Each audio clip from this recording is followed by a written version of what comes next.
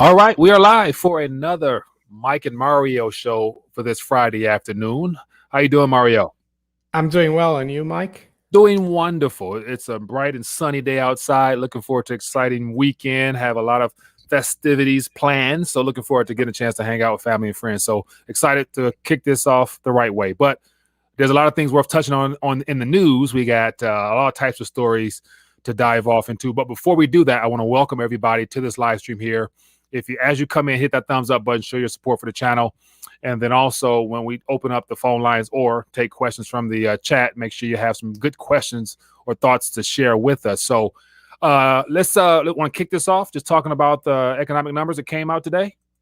Yes, that's right. We had the U.S. non-farm payroll numbers. All right. And so let me pull up the screen here. All right, go ahead. Can you continue? Yeah. On So a lot of the headlines are noting that the U.S. created 500 and I think 59,000 jobs. But one thing that I learned working in the markets and what investors and traders look at is the expectation. So as you can see here, the expectation was 650,000. So it's worse than expected. The other interesting point that I would point out is that the hourly earnings here, average hourly earnings, were expected at 0.2%. They came out at 0.5. That's really high. And yeah, you look at the mainstream reporting, they won't touch upon that. I think that shows that the economy is slower than people think, and costs are rising quicker than people think. The mainstream economists will say, oh, average hourly earnings, wages are creating inflation. I would say it's the opposite. Inflation is seeping into the labor market. It's making wages rise. And there are reasons for that. There's a lot of people who are still not working. There's a lot of businesses that haven't come back online. And I think all the stimulus checks are discouraging people from going to work because they can get paid to stay at home. And it's the same thing here in the UK. So I don't think they're very good numbers. And we saw that gold and silver really rebounded and basically gained back all the losses that we saw yesterday. And overnight, gold touched 1855, and it's now almost back to 1900. So to me, it shows that investors are concerned about stagflation, really. So it's not a good scenario. And the other thing I would say about these numbers, people don't realize the non-farm payroll is worked out through a survey. So basically, they do a survey of companies and then they extrapolate how many people they hired in general. So it's not like they go and count exactly. So these numbers can be highly doctored, I would say, as well. Maybe being in the US, you could tell me how how things are really going. and that's why as I mentioned before we went live, I never paid much attention to these numbers because I don't trust them, just because I don't believe that there's a way of accurately counting the amount of people. It's even not even counted anymore. Just the fact there's a large pool of people who are labeled as no longer looking and they're not a part of the workforce.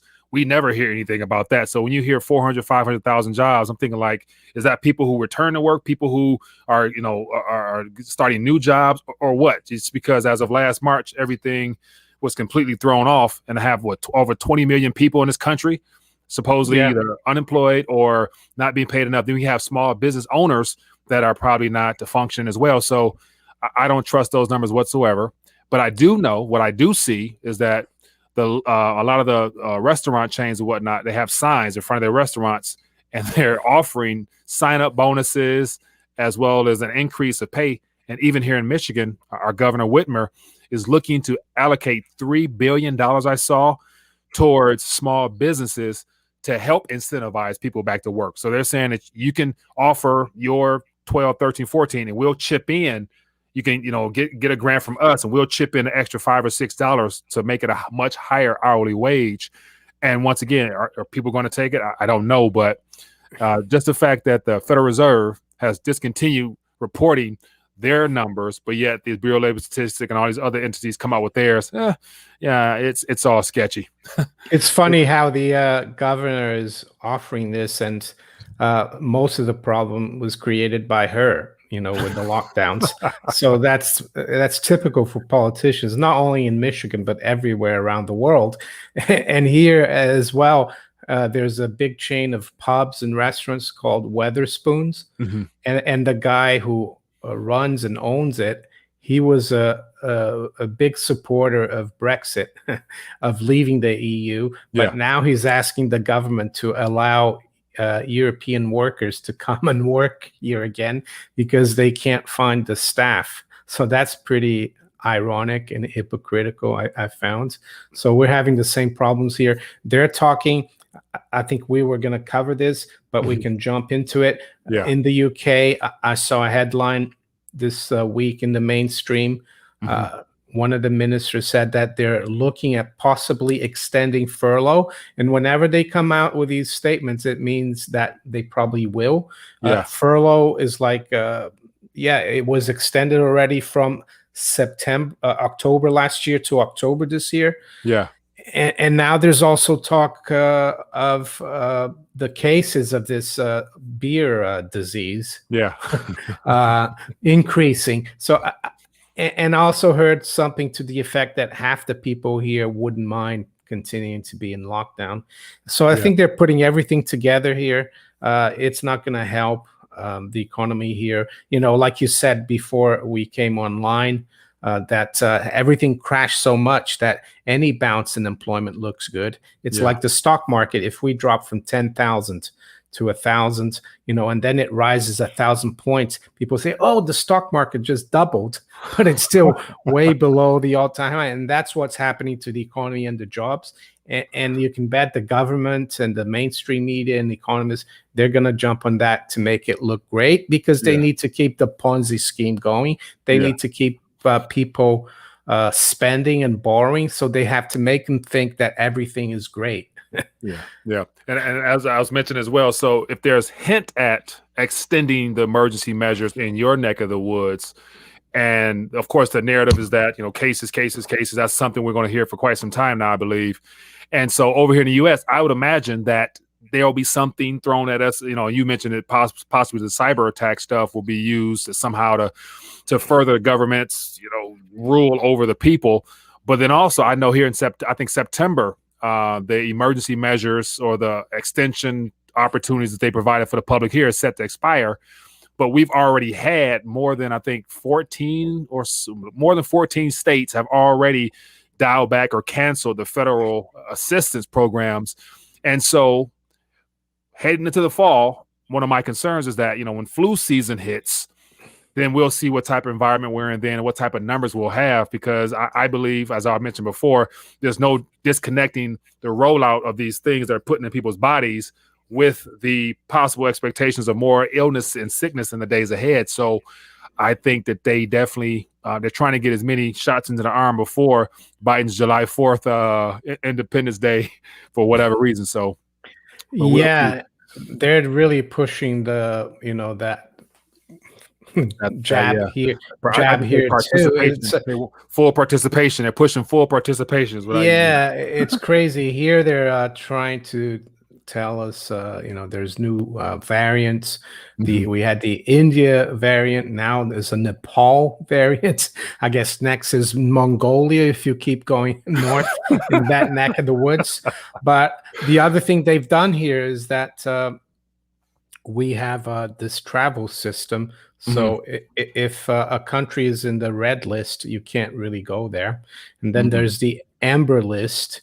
You can go there, but when you come back, you have to quarantine, I think 10 days or isolate, because quarantine is really I think 40 days technically. But and then you had a few countries, and especially Portugal, which is pretty popular here, that was on the green list, and now they've put it back on the amber. So we basically can't really go abroad this year anymore in the summer, and I think that's quite significant. They want to keep people from traveling, and the only reason I can think they want to do that, is that there could be some big crisis. There is a feeling, I think, that in Europe and in the UK, people are buying more into this crisis. Yeah. While in the States, like you said, 14 states, they're back to normal. They want to live their lives. And I don't think the globalists like that. Yeah. And that's why I think this cyber situation could be a next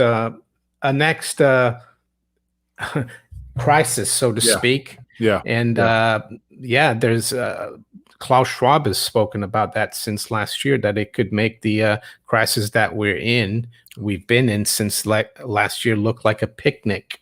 Yeah. Yeah.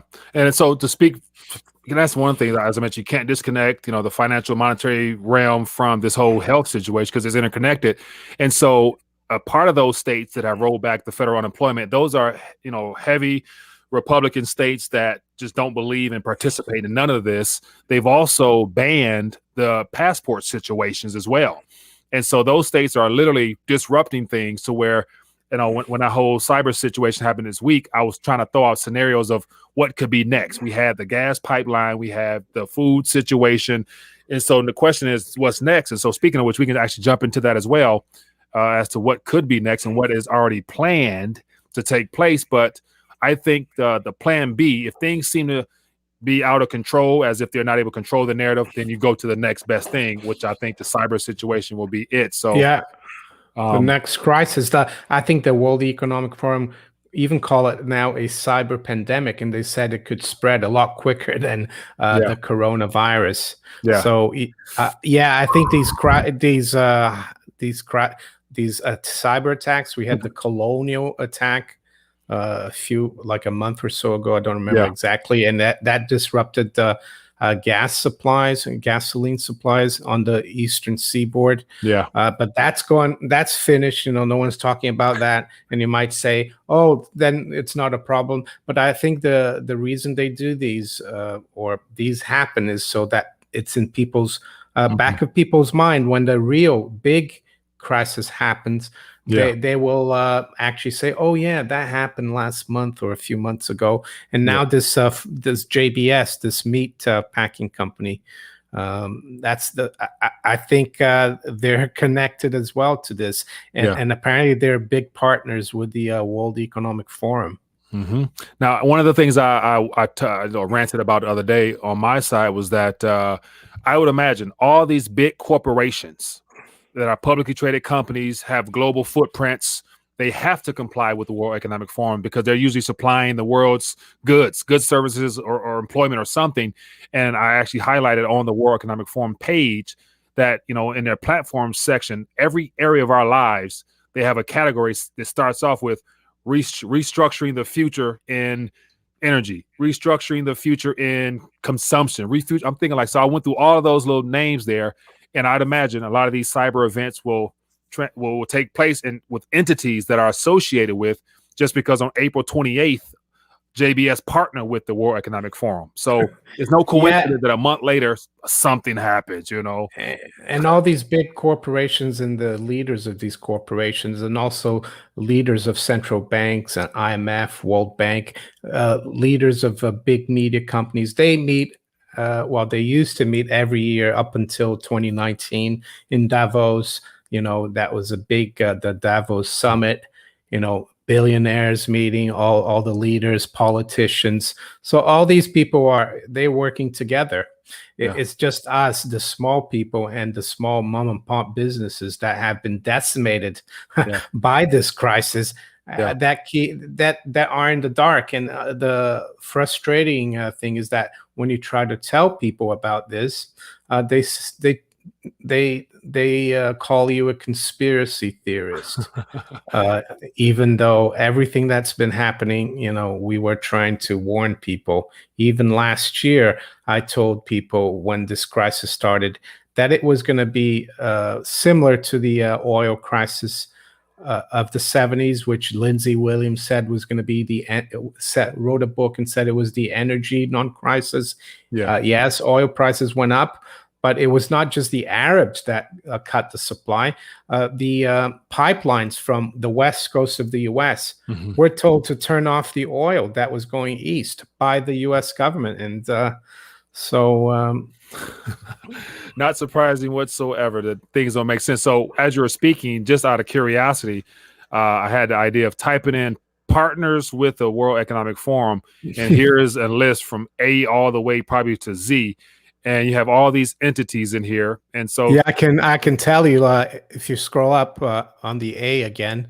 Okay, let me see here. On A again. I mean, ABB, I mean, they used to be one of my clients when I worked in the city. Big engineer, Azea Brown Boveri, big Swiss engineering company. AIG, bailed out by the U.S. taxpayer in 2008. Allianz, one of the biggest financial companies in the world. Yeah, they're all there. AstraZeneca. So yeah, let's see. Throw out your favorite company. Throw out a product you use. I bet you JP Morgan is in there under J, maybe. JP Morgan. Let me see here. JP Morgan Chase. Oh, there you go. Oh, yeah. Surprising, yeah. Yeah. So for people tuning in, here's a little opportunity for you guys. Throw out a company, throw out a product, or throw out something that you like. I'll see if they're in here. Because if they are partnered with them, then they obviously have to abide by and go according to the. I don't think Mike and Mario are under M. Manpower Group, MasterCard, Morgan Stanley. So all the globally systemically important banks, of course, are here. Microsoft on here, Mitsubishi. Yeah. So let me see. This is, once again, I didn't think about this till now. So Mario, I appreciate you for sparking this idea here, because we can get a chance to see. So the next question will be, when this cyber attack that takes place, so actually let me go to there. So this cyber this is supposed to be sorry, go ahead. Go ahead. So I was gonna say it's supposed to be supposed to be an exercise that the World Economic Forum is organizing on the 9th of July, and they're using all these partners to participate. But you talk about this now. So these are just some things I highlighted here that you brought to my attention, or refreshing my memory on. But July 9th is the time where they're going to have, and you brought to my attention that, an event occur in real time, corporate ecosystem in real time. And so the question we were trying to throw out there is like, what does that look like in real time? Like, how can an exercise take place in real time when we're told to expect a cyber attack like we've never seen before? And then how will that impact the internet, life in general? Because Internet Corporation for Assigned Names and Numbers, which is basically the World Wide Web, they're a part of it. So there's a lot of interesting things starting to connect right now that's going to cause a lot of issues very soon. I think I mean, if this happens, and hopefully it doesn't, they would probably turn everything off, and we'd be without. And the economy would come to a halt, and they would disrupt all the supply chains as well. And Amazon is the biggest company now on the internet. And the thing that is a little bit concerning is that during 9/11, they were having a drill, conducting a drill the day of 9/11 for something exactly like 9/11. 7/7 in London. They were conducting a drill for the same exact event on the same day. Yeah. So I'm not saying this is going to happen, but it is a possibility, or it could happen a few months after Polygon, just like Event 201 preceded the crisis last year by a couple of months. Right. And that's one of the things where even like, as you mentioned, Lindsey Williams earlier, like me watching some of his videos, he always mentioned that it's like, the elite's code that they have to give signs. They can't just do anything without, informing the people, just because they have, even though they're evil, they still have standards, They feel bad if they don't warn us. Yeah, for real. So for those tuning in, hit that thumbs up button, show your support for the channel, throw out some questions or some thoughts. We got a couple more topics to touch on, but want to make sure you guys are able to participate. So feel free to chime in when you see fit. So I see a lot of people referring to the 9/11 event and talk about real-time exercise and stuff like that. So it's amazing how people who are in the alternative media realm still question that event because they don't believe in it, but then able to connect this current event 20 years later and say, hey, like, how come nobody else is able to see this? Like, I remember for years sharing videos that are no longer listed on YouTube about all the things that, you just happen to have to question these things, but they get taken down, you get silenced. And just this past week, I got my first medical misinformation strike for talking about this event, you know what I'm saying? So it's like, wow, like they're really, trying to make sure that you don't, contradict what they want people to believe. And, it seems to work. Yeah. And I guess that event 20 years ago coming in September is kind of been put in the back burner because, there's something, an even pretty big crisis now that we've had since last year. So and like you said, the censoring is really bad. I mean, and they use the term conspiracy theory, of course, to try to discredit people. Yeah. So somebody in the chat, asked us to look up Olympus, and so under Open Society, that's George Soros, isn't it? Open Society Foundation. Let's take a look at it real quick. Yeah, I think it is. So it goes back to, so this is a no. Okay, so I'll say it goes back to headquartered in USA. View the site here. OpenSocietyFoundations.org. Man, look who we are. The Open Society Foundation works to build vibrant, inclusive democracies. They build democracies. Well, go on who we are and who we are. Okay. It's a George Soros thing. Yeah, you see George Soros. There you go. Founded by George Soros. So man, are the world's largest private funder of independent groups working. So here's the thing. So just reading this little I think it should be called the Closed Society Foundation. Yeah, or you probably can become a member, like if you're a millionaire, billionaire. But just look at this: are the world's largest private funder of independent groups working for justice, democratic governance, and human rights. So I'm thinking like, what organizations could it be funded? Black Lives Matter, Antifa, any other organizations? Because I assume all the color, as well. Huh? All the color revolutions that we've seen abroad, trying to disrupt governments abroad, like in the Ukraine, they finance that as well. Yeah. They give a list of them. They got a list of them. Okay, starting to build more. So this is Central Europe. That's why Iron Curtain, China, former Soviet open doors. So and so just the fact that this is an organization webpage right out in front of our face. Nobody believed this as being something beneficial for humanity. They're literally destabilizing governments in their own interest, but they're able to tell you where the funds go. Like, so they got 140 million towards democratic practice. What is democratic practice? Anybody know what that is?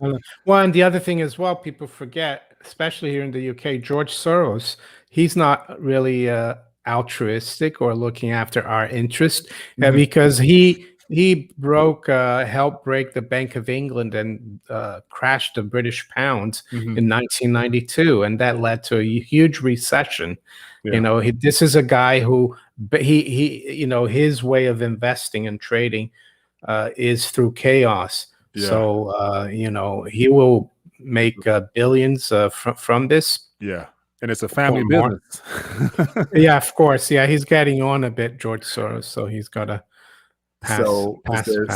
In 1979 is when it started. It says since then he's given over 32 billion. He's given 32 billion to the fund, which work in over 120 countries around the world. Wow. Yeah. Well, I'm always suspicious of all these philanthropic tax-free foundations. I don't trust none of them. And then I would imagine a lot of these organizations, their funding and their, a lot of their financial activities probably go back to the Panama Papers and all those trusts down in the islands and stuff like that. And that 32 billion as well. It goes through his Open Society thing, but it could come from donors as well. It's like the Clinton Global Initiative or Foundation. They give billions of dollars, but they get those billions from the big corporations who are all on this list that you have there. Procter and Gamble. So for those that are tuning in, we're looking at the World Economic Forum's partners, and we're trying to connect the dots as to how this next cyber event might somehow, some way play into some of these actors here. and of course, all the major publicly funded or publicly traded companies, I'm sure, are on here. And by them signing up, they are probably giving some promises of some things that they can benefit Oh benefit yeah, from in the they're gonna future. benefit from it. The big corporations have benefited from what's happened in the last 16 months or so, Mhm. because they're close to the Federal Reserve and central banking monetary spigot. Yeah, The people who are not going to benefit are the people who are not on that list: small right. businesses, mom and pop businesses, and Mm. S- yeah, We got Saudi Aramco on here, yeah. S&P Global, Siemens, SK Group. Oh yeah, Okay. So it's you have to, yeah, the things you had. Coca-Cola's on here, so we can go through this forever, but this is yeah. interesting. UBS, so all the major banks are on here. And so I know, so as a cyber event probably plays out, God forbid it does, but if it happens, I wonder.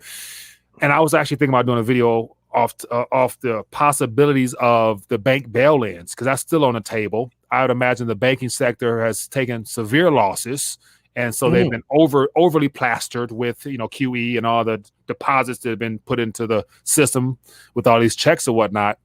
But I wonder, what's the plans for the too big to fail banks as they roll out CBDCs? How will they interconnect that? I think is going to be something to pay attention to. Yeah, I think what could happen is that if there is a cyber event, they turn everything off, and then maybe a week or two later, everything comes back online. Mhm. And instead of having dollars in your bank account, you got the Fed coin. I've got the Mhm. Bank of England coin, and they restructured everything. And you might have 10,000 Fed coins, but it might not be worth the $10,000 you had before the crisis. I don't know, but Yeah. uh, whenever there's a big crisis like that, and they, how can I say, turn things off or freeze things, Mhm. you can bet that there's going to be shenanigans going on, a little bit like probably there was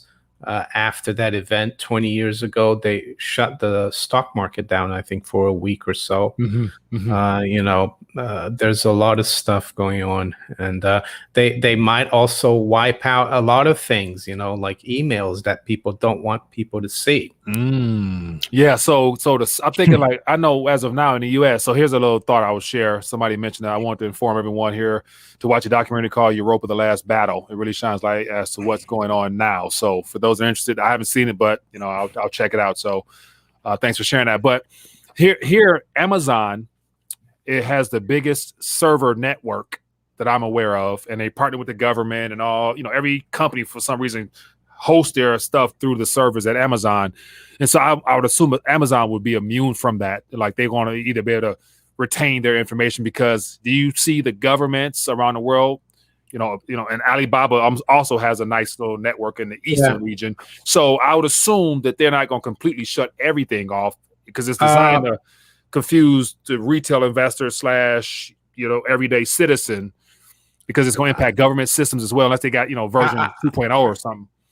I think they might not erase a lot of Amazon stuff, but I think if they really want to scare people and make it a crisis, they will turn everything off. Amazon, everything included. It's going to be a total, wipeout, so to speak. Yeah. That's what I see, because you can't let a few people be exempt from Right. it, because then people are going to be suspicious. Right. Now, so here, just this is like far left field. Yet at this current moment, anything's within the realm of possibility when you're looking at a globally structured and strategically planned event. And so, what's the likelihood or possibility that some part of the plans of the cyber attack happens to be about something here? Like, if they can't stop it, they can shut off the systems that influence these networks here. What do you think Yeah. about that? Yeah, I mean, that if you shut the internet down for a week or two, Uh-huh. I don't think it will be the end of those, but Yeah. you just won't be able to transact in them Yeah. for a week or two. That's all, but it doesn't mean to say that it's over. Yeah. So while we're moving, we've had a chance to jump around a little bit. Let's touch on the Let me actually pull this up here. Let's touch on this article here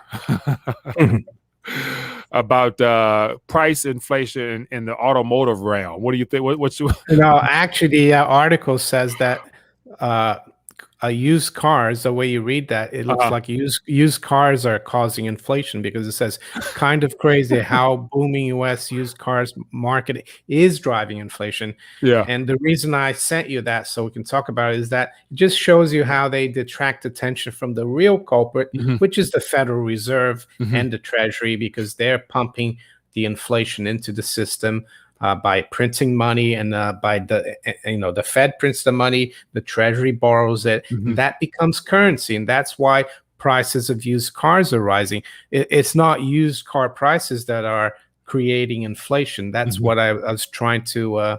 That's the point I'm trying to Yeah. make here. Yeah. But unfortunately, even the FT, the mainstream economists, everyone, they will come out and say car prices are causing inflation. And I'm just trying to warn people not to Mhm. fall into that trap, because Yeah. inflation is a creation of government and central banks. Yeah. When prices rise, it's the consequence thereof of inflation. Yeah. So all the good old smoke and mirrors. Look over here while we, Yeah, try to keep yeah, your attention from all that's right. over here. So here's another article here. Stagflation signals soaring as factory orders tumbled in April. And so that's one of the things that I've, so like literally, like there's a lot of people in the community over here that are really not necessarily diehard deflationaryist, type of people, but they just try to connect the dots based upon a lot of commentary that's out here. And I'm sure, are you familiar with Steve Van Meter, Yeah. the Bond King? And so, like, listening to him and just listen to his the- thesis, he makes sense, based upon the way he's positioning it. I thought Bill Gross was the original Bond King, but Okay, yeah. So I think Steve Van self-proclaimed, Meter is self-proclaimed, yeah. self-proclaimed. Well, I think what he means about the thing is a matter of semantics. Mhm. Inflation is the creation of money and credit out of thin air. Mhm. That could lead to rising prices of all different kinds of things. Right. You could have inflation and have some prices dropping. But deflation is actually technically is the opposite of inflation. It's the destruction of money and credit Mhm. that could result in falling prices of anything. And if you look at the money supply and the credit Mhm. boom of Yeah.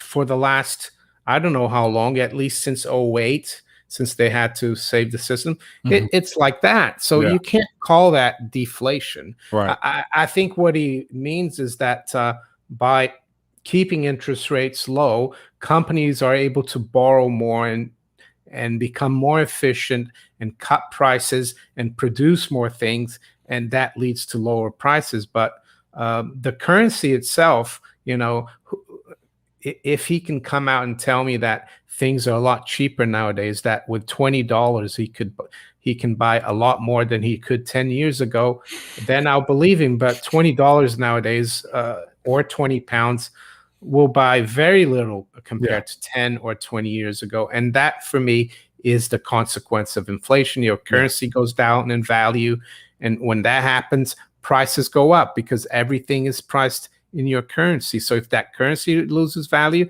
that means things will be more expensive. Yeah.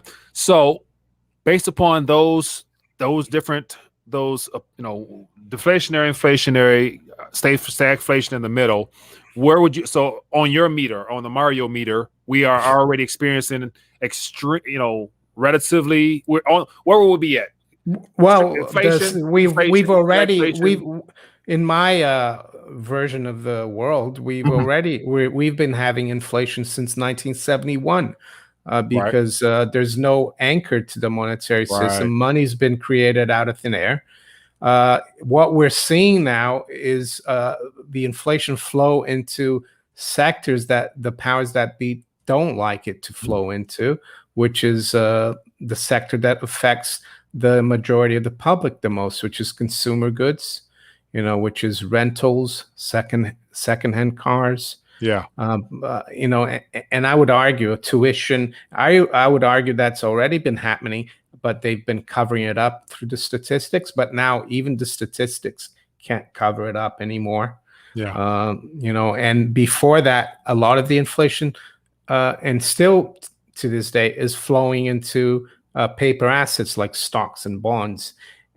So that's the way I look at it. Yeah. Uh, yeah, purely monetary phenomenon, Right. inflation. Yeah. Monetary twilight zone. So watch this. So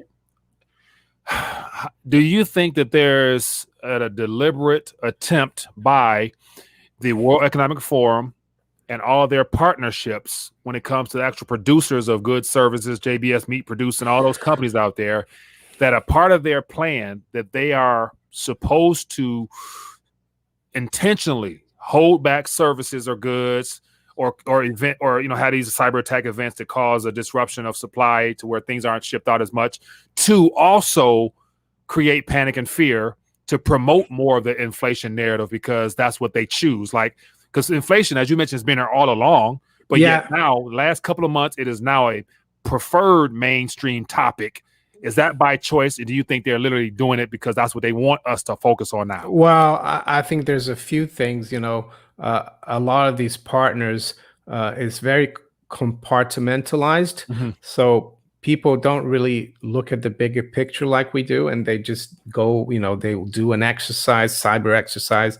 They don't know the bigger picture. As for inflation, yes, they're going to use last year's crisis and the next crisis, and they're going to say that's why prices went up.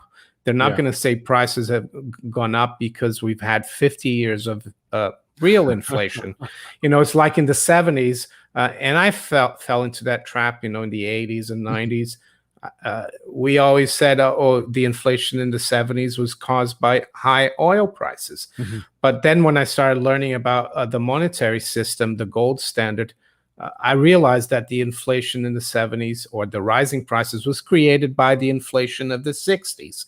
The printing of money and credit out of thin air, which led, of course, to Nixon closing the gold window, because they're running out of gold, because they printed too many dollars that was not backed by gold. But they used the OPEC embargo and the oil crisis as a scapegoat, and the Arabs, it's an easy target. Blame those camel jockeys over in Saudi Arabia, and this time blame COVID and blame the Russians for the cyber attack for inflation. Yeah. Speaking of which, one of the words you mentioned there, I don't know if that's insulting to say the camel thing, but I mean, no, it's real talk. We're. I remember that. I remember that term. Yeah. So, speaking, because one thing you mentioned, in your commentary there, is that the whole idea of gold and closing the gold window. So it looks like the gold window was opened involuntarily by a lot of nations, and in particular, heading into this next subject matter here, it looks like Russia has officially opened up the gold window for one of their wealth fund there, and so they're dumping dollars. So the de-dollarization is probably close to the end, because China, Russia, everybody who realized the importance of gold have already repatriated and brought back their gold as much as they can, at least. So this article here I thought was interesting, because Russia's to eliminate U.S. dollar from sovereign wealth fund this month. So is this anything to do with the Basel III situation and the fact could that be? I think it was in 2019. I think it was at the time the governor of the Bank of England, Mark Carney, said that the dollar was, the dollar status was like precarious as a reserve currency. And then later in 2019, Putin said that the dollar would collapse very soon. And this makes me think that, it's a little bit extreme. This is the Russian Sovereign Wealth Fund. They invest for like public pensions, I think, and things like that. They're not just getting rid of treasuries. They're getting rid of, their holdings of Microsoft or anything that's denominated in dollars. And it seems extreme. Why would they do that? Well, it could be political, and it could be also because they expect the dollar maybe to drop. And then after the dollar drops, then they will come in and buy the American investments because they've held on to the gold. So So what did that? So several things that came to mind when I first saw this is that if the Russians and other nations are abandoning dollar-denominated assets, and in particular the dollar itself, because another article mentioned that because they're concerned of ultimately that the politicalization of the financial markets with the dollar, just the fact that they've used the dollar has become a weapon to try to prop everything up. And it's or the world reserve currency. also the sanctions that they And the impose on sanctions. Russia. Very true. So with all those factors there, the question I would assume that they're asking themselves as a nation is like, the dollar is no longer a part of our future anyway, because of all the currency swaps, the partnerships. We have China beneath us that we've solidified some things. We're good to go. And I always mentioned in the past that at some point when those powers on that side, because of the amount of gold they've accumulated that's unknown still, the moment they're ready to flip this switch on, that's when I think everything will be lost as far as the actual confidence in U.S. reserve status of the currency. So I think that's this decade. Me personally, Mario. What do you think? You think that's this decade or what? Well, I don't know how it's on the way, and I think it's interesting that this has come out just a week or so after Biden said he wanted to spend $6 trillion, in the next. So they're seeing this. Why do we want to hold a currency that's been created like at a rate of knots? Right. $6 trillion. Right. I think it's got to do with that as well. They can see the writing on the wall. Yeah. And the fact that and I think even Jerome Powell, I think it was, mentioned that there was no concern that, he's asking about their balance sheet. He is like, we're nowhere near concerned with, the what we have on our balance sheet, because we're still, he gave a very small percentage of what's still available. And I'm thinking like, well, damn, but they plan on using the full extent of their capabilities, and what the heck will a dollar look like for real? So that right there is a threat, and it's coming from the central bank itself. So then encouraging the government to come together and to spend. Like there's no amount that is too small to help bring back the economy. So, but we have a question in the super chat, and then we'll get ready to dial back as well. This is from Hemming Distance. It says, isn't it a coincidence that the World Economic Forum promotes eating insects in the future because of CO2 and go green, and now the biggest meat producers got hit? Very timely. Yeah, but it's weird though, because these producers, JBS is a partner with the World Economic Forum. So at the same time, maybe they're going to start producing meat that's just insect or something. Yeah. I don't know. Now, so speaking of which, for those that are just tuning in, we went through the World Economic Forum partnerships, and now that I just think about it, the JBS is not on here because this is probably outdated, perhaps, because they joined April 28th. Because if you Google World Economic Forum and JBS, they are partners. I have looked on their website. So this is probably, like you said, they've become partners only a couple of months ago or 6 weeks. So they haven't updated it. So I wonder, and we will find out because we'll stay on top of this, but I wonder what other companies and corporations are probably late to the party because of the fear of the whole cyber event that could be coming in the future. So we will see. But Mario, what do you think, man? It's about time to dial back or what? Yeah. All right. So we did have a call, but my phone line on my computer is acting up. So I won't be able to take any today, but I'll try to get that fixed for next week. But some parting words of wisdom, Mario. Want to leave us with anything? Wisdom. Yeah. I don't know. I mean, things are getting really crazy. And I think people need to try to stay calm and not and just try to focus on yourself, your family, the community that you live in. Yeah. Because they're going to try to scare people. I think, unfortunately, with this cyber, they're really building it up to something. And maybe think about in the US and here in the UK as well, as having some extra food and stuff. I don't mean having years of food, but having a little bit extra, because you might not be able to go to the shop for a week or two if there is this cyber event. Yeah. And so as you're speaking, I decided to just take this one call. Let's see if we can get a call real quick, and then we'll dial back officially. So hello, caller. What's your name? Where you calling from? Hey, what's going on, guys? It's Miles from NY. Miles from NY. How you doing, my friend? What's on your mind? I'm good. I just had a question for the dynamic duo today, man. It's a real, well, maybe easy question for y'all, but I'm just wondering, what would happen to the strength of the dollar if the U.S. Removed its sanctions globally? Like, would that increase the strength of the dollar and confidence and things like that? I'm just wondering, because I heard something along the lines of a lecture that I was listening to yesterday about what the Feds could do and what the U.S. could do to strengthen the dollar as like a last resort to keep it going longer. And I was wondering, what would happen if they started removing the sanctions? Would other countries come back to the table, and would it restore confidence? Anyway, man, I appreciate all you guys' work. You know, I'm there for y'all. Hey, look, keep doing the good work, guys. We really appreciate it, and the message is reaching people. Appreciate you. Thank you, my friend, for calling in.